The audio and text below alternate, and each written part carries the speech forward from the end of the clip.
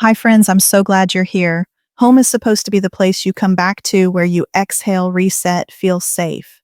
But have you ever walked through your front door and felt even more overwhelmed?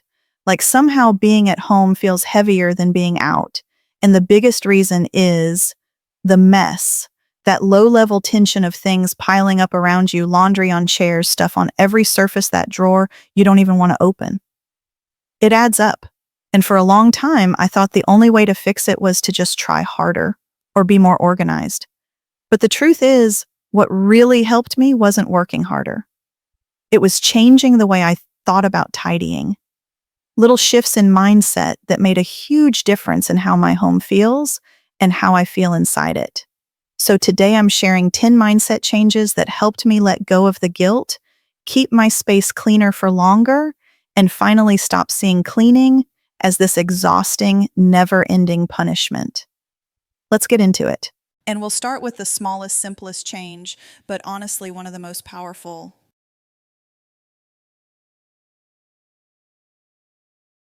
Let's start with tip number 1. When your home feels like a mess, your brain often does too. And the idea of cleaning everything feels so big that you end up doing nothing. So here's where I tell you the thing that shifted everything for me. Just start with one drawer. That's it. Not your whole kitchen, not your closet, just the drawer where the spoons are jammed or the one in the bathroom that hasn't seen light in a year. One small spot is enough. It gives you a win. And that little win matters more than you think because it helps you remember what it feels like to finish something. I remember doing this with my junk drawer by the fridge. I set a timer for 8 minutes, tossed out expired coupons, wiped the bottom, and grouped a few things into zip bags. Done. For the rest of the day, I kept opening that drawer just to admire it. It's not about the drawer, it's about proving to yourself that progress doesn't need to be dramatic to be real. And once you've seen how doable that feels, you'll start to wonder what else might be easier than it looks. Actually, that's exactly what we're tackling in the next video, that feeling of, I'll do it later, and how to snap out of it before the mess builds up again. It's quick, it's real, and honestly, it might be the thing that changes how you clean forever. But first, now that we've broken the ice with one tiny task, let's talk about how to keep that momentum going without burning out. Moving on to tip number 2.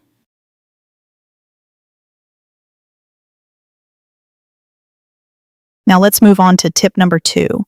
One of the biggest reasons mess keeps coming back, we treat cleaning like a big event, something we do once we have a free afternoon and a sudden burst of energy.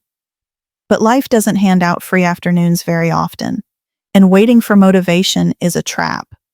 The better way, build it into your day, like brushing your teeth or making coffee. No drama, no overhaul, just tiny resets over and over again.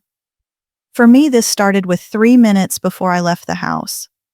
Every morning I'd walk through the living room, grab anything that didn't belong, a cup, a sock, a random toy, and drop them where they needed to go. 3 minutes. That's it. It sounds like nothing. But doing it every day, it changed everything. My space stopped feeling like it was constantly reset to chaos. I stopped dreading that after-work sigh where you open the door and feel the weight of the mess waiting, because it was never that messy anymore. And the best part, once it's a habit, your brain stops resisting it. It becomes automatic, and that means less decision fatigue, less guilt, and more peace. In the next tip, we'll make this even easier by connecting these little actions to things you're already doing anyway. So you don't have to carve out more time. Just rewire the time you already have. Ready for tip number 3.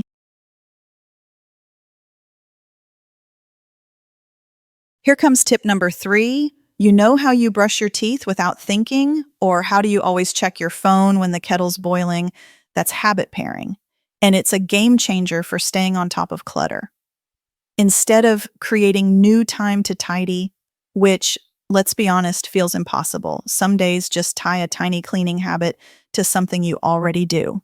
Here's how I started. Every time I took my coffee mug back to the kitchen, I'd wipe the counters. No extra step, no extra thought, just piggybacking one task onto another I was already doing. Now it's second nature, and my counters stay clear without me even trying. You can apply this anywhere. When you brush your teeth at night, take 20 seconds to put away products on the bathroom counter. When you get out of the car, bring in any trash or receipts. When you're waiting for water to boil, unload the dishwasher or at least start. The trick is to keep it small and specific. Don't overdo it.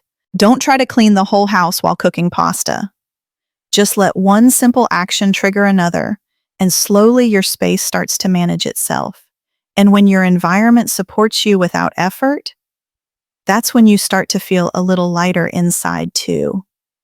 Now that we've talked about when to tidy, let's look at where clutter tends to gather and how to stop it from spiraling.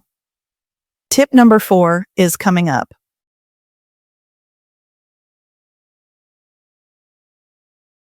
Now we're on to tip number 4. One of the biggest reasons clutter builds up is because things don't really have a place to go.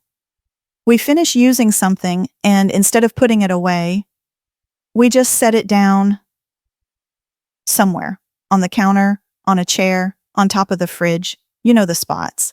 And it's not because you're messy, it's because the item didn't have a home. When something has a clear, consistent place, it belongs. Putting it away takes 2 seconds. But when it doesn't, your brain stalls. You hesitate. You leave it just for now, and we all know just for now means it'll still be there 3 days later. I used to struggle with this constantly, especially with chargers, random cords, and sunscreen. So now all tech stuff goes in one zipper pouch inside a drawer. Sunscreen lives in a basket by the door. The rule is, if I have to stop and ask, where should this go, it probably needs a home. Once you start noticing these homeless items, you can give them a spot, and that's when your space starts to feel calmer without much effort. And if you're thinking, but I don't have fancy organizers or cute baskets, don't worry.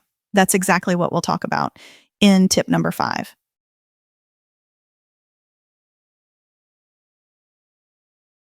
Let's shift gears with tip number 5. You do not need to buy 100 storage bins or spend your Sunday assembling drawer dividers. Sometimes we convince ourselves we can't get organized until we have the right tools, but that just becomes another excuse to wait. Truth is, most of us already have more than enough to get started. Old shoe boxes, empty candle jars, leftover containers, even Ziploc bags. For example, my entire junk drawer is separated using old tea tins and mismatched Tupperware lids. They're not cute, they don't match, but I can actually find a pin scissors or a charging cord in under 5 seconds, and that's what matters. Once I let go of the idea that organization had to be pretty, I started getting things done. Because the goal is clarity, not Pinterest.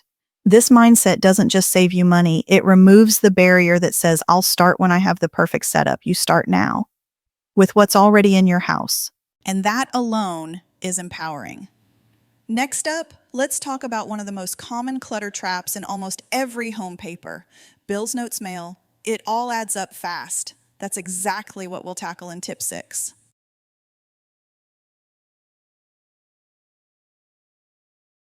Tip number 6 is all about one of the sneakiest sources of clutter paper: mail, receipts, school announcements, that bill you opened but didn't deal with yet.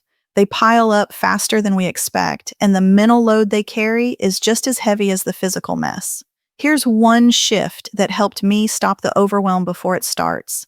I set up a simple no-brainer paper zone right by the front door. It's just a shallow basket with 3 sections, one for urgent papers, things I need to sign or pay, one for pending stuff, things I'm waiting on or need later, and one for toss shred so I can quickly deal with junk mail without it landing on the counter. This setup means every single paper has a landing spot immediately, not when I get to it, but now the second it comes in. It takes maybe 30 seconds a day to sort, but it saves me hours of searching and guilt later. Plus, just knowing where things are gives you this quiet mental clarity. You stop thinking, where did I put that permission slip? Or did I pay that bill yet? You know where to look. Next, we'll tackle a mess that most of us carry around without realizing it: the chaos inside your bag. Yep, tip 7 is all about your purse.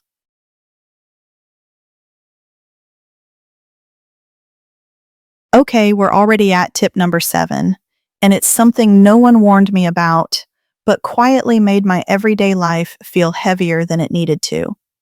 Your purse or everyday bag often turns into a traveling junk drawer, old receipts, crumbs, random toys, 4 lip balms, that charger you thought you lost. And the worst part, every time you reach into it, there's this subtle stress like you're digging through clutter you didn't even realize you were carrying. Here's the shift. Take 1 minute every night to clear it out. That's it. 1 minute. Do it while waiting for the kettle to boil or while your skincare sinks in. Dump everything out, toss what's trash return, anything that belongs elsewhere, and reload only the essentials for the next day. It sounds so small, but the effect is huge. You stop carrying around yesterday's chaos. You stop losing things you know are somewhere in there. And maybe most importantly, you start the day with clarity instead of clutter, even before leaving the house. For me, this small ritual has become a reset, like brushing off the dust from the day, and it builds a quiet confidence knowing that even the little things are under control. Speaking of daily resets, the next tip is all about tackling one of the most avoided messes in every home laundry. You know, the pile that's clean, but still somehow never gets folded. Let's fix that in tip 8.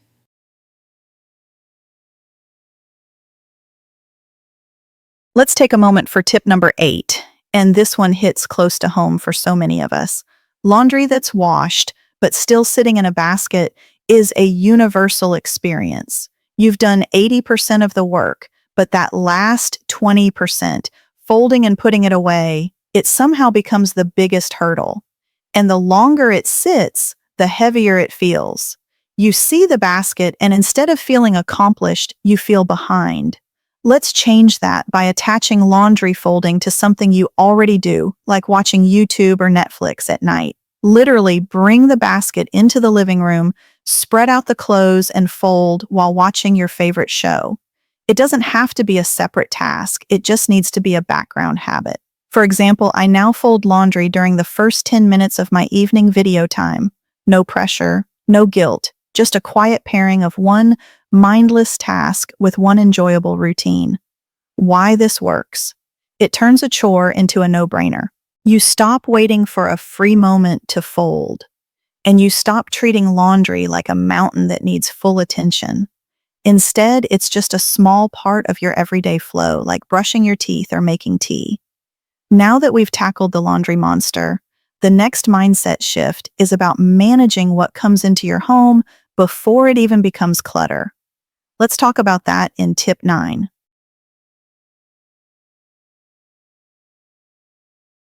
We're now at tip number 9, and it's one that hides in plain sight: your fridge.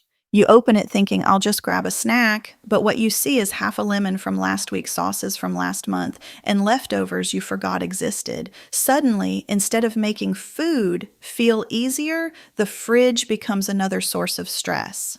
And worst of all, it keeps growing quietly, messily, because it feels like too much to deal with all at once. Here's the shift: stop trying to clean the whole fridge at once. Just clean one shelf each week. Literally pick a day open, one section, toss what's expired, wipe the surface, and you're done. Even better, use small bins or baskets to group similar items: sauces, snacks, breakfast items. This not only keeps things neater, but makes it obvious when something doesn't belong or needs to go. For example, I clean one fridge drawer every Friday while waiting for my coffee to brew. It's fast, it's mindless, and it keeps me from ever needing to deep clean the whole thing again. This mini routine keeps your food space functional and your mental load lighter, because a clean fridge doesn't just look better, it feels like control in the middle of chaos. And speaking of small, consistent control, the next tip tackles the most powerful mindset shift that helped me stop letting clutter build up silently. Let's get into tip 10.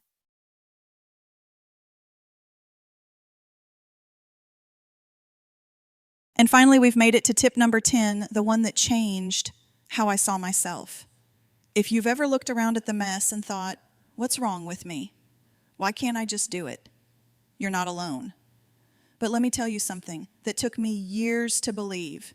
You're not lazy. You're overwhelmed.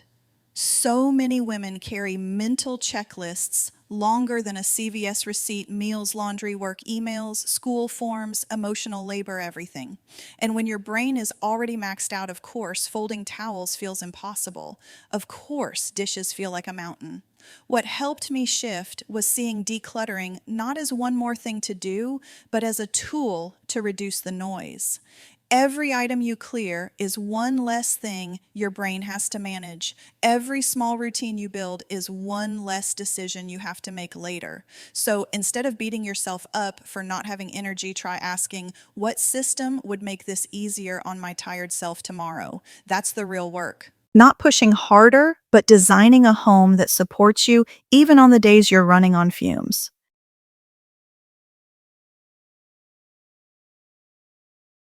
That was a look into 10 mindset shifts that helped me stop fearing clutter and finally feel at home in my own space. If you've been feeling stretched thin or like the mess is always one step ahead, I hope one of these ideas gives you a bit of relief, even just a little. And if today's video helped at all, you'll want to catch tomorrow's. It's short, sharp, and made for the exact moment you feel stuck, but know something needs to shift. Because let's be honest, knowing is one thing, but getting up and starting, that's a whole different challenge. If you've been putting it off, don't miss what's coming next. It's the nudge that actually works. If any part of this feels useful, feel free to tap, like it helps me know what's truly making a difference for you.